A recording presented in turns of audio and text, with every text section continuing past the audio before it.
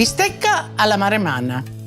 You know Chianti, where all the wine is produced, and Florence and so on. But if you go towards the sea, that area is called Maremma, and they have butteri. Butteri are cowboys, and they have the oxen, the cows, and they have a great bistecca, bistecca alla Maremmana, just like this. And this is the cut that they use. And the bistecca is a T-bone steak. So you see you have the T-bone, and here is the filet part. When you're buying the filet, you're just buying this part. When you're buying the shell steak, you're buying just this part. But in this case, the T-bone steak, you get both of them.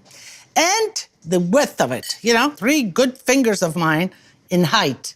And my hand is not a small hand. Just a little bit of oil, a nice hot grill. Let me just oil it on one side, not too much because it flares, just a little bit. That's it, that's even enough. Salt. And in Maremma, they leave the salt really for the last, but I like to give it a little bit. And just like this, you plop it on a hot grill. And so you don't just plop it like that, because we're gonna make the cross markings. So you put it 45 degrees that way, and then we'll turn it 90 degrees that way, and you'll get the cross marks. And this bistecca takes a while. But if you have been to Maremma or Tuscany, if you had the steak actually is cooked to black and blue temperature. So when you get really close to the bone, it's warm, it's not hot. And that's the way they like it. So this big size, you cook it on one side, on the other side, and I'll show you all the ways to cook it. If you really cook it in the Maremma style, you cook it black and blue. So let's see. Yeah, okay, so let's give it another 45 degrees this way. And then we'll do the same to the top, and you'll have your cross marks, which look nice. And while that is cooking, we have some questions. Tim Woods from Mississippi wants to know, is there an Italian rub or marinade that you like for grilled meats? Well, Tim, I'm gonna make one, and you keep on watching because this is the dressing, the marinade, if you will, the topping that the Tuscans in Maremma love for their steak. So let's see. Okay, we got a nice cross mark in there. We'll do the same on the other side, and then we'll continue to cook it. To make the sauce, they make it in a pestle and mortar, just like this. Could you use a processor? Yes, you could, but that's the fun of it. And it takes an abundant coarse salt. And while I'm making this, I'm gonna go back, I'm gonna turn the steak. So let's give it another 45. And they make it into this paste with rosemary needles, just like that. Let's check we have a nice, so now let's cook it on the side because you wanna get all the sides cooked inside. And it's flaring up because there's the fat on that side.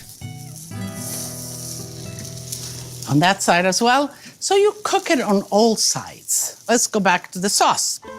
So we have the salt, we have the rosemary needle, and we need the oil. Plenty of oil, just like that. Now we get in there. The coarse salt grinds the rosemary. And you can see the salt and the rosemary, and you want to really get it into a paste while the steak is cooking. And then when the steak is finished and hot, they rub this on the steak and let it be. Okay, I think, yes, let's go on to the steak.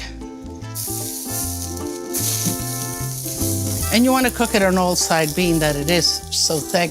Okay, we'll finish grilling it, and then we will serve it, and it's as simple as that. And I bet if you put that on your grill, you'll get the crowd around the grill, that's for sure. Celebrate like an Italian. Recycle your wine bottles. Growing up, we made our own wine, and we always saved the wine bottles. Even when we gave a gift to the neighbor of wine, we went back for the empty bottles. From childhood to adulthood, I still recycle my wine bottles. Today we use it for our homemade vinegar and to rebottle the bulk olive oil. Instead of buying pitchers, just save your wine bottles for your juices, to scatter those beautiful single flowers around the house, for water, for many things. It's fun to save wine bottles. It adds an artistic touch to any celebration. The steak is done at the right temperature, and I let it rest just a few minutes. Now, before we go on and cutting it, this is where the marinade goes on. They put the salt and the oil.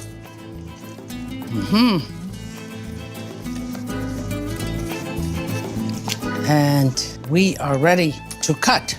Usually it's presented around the bone. So first let's do the filet, just like that. As you can see, we like it. It's nice and rare inside. That's the way they like it.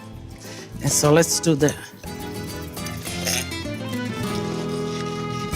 Okay. And I'm gonna slice it a little bit on a slant.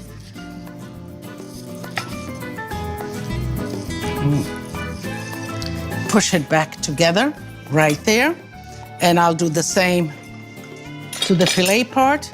You know, I think maybe I'll leave this. This is gonna be my little bonus here for doing all this work. And again, slicing. Okay, just like that.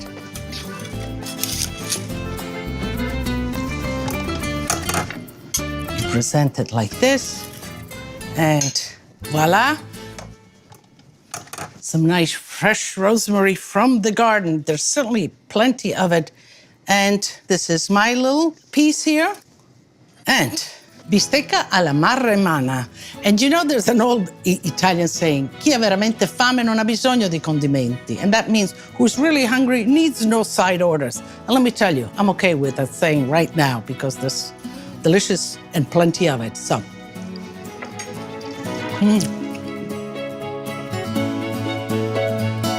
Brings me right back to Maremma. And of course, I think that there's enough there to invite you as well. So, as we say at our house, tutti a tavola a mangiare. To learn more about Lidia, access to videos, and to get recipes, tips, techniques, and much more, visit us online at lidiasitaly.com.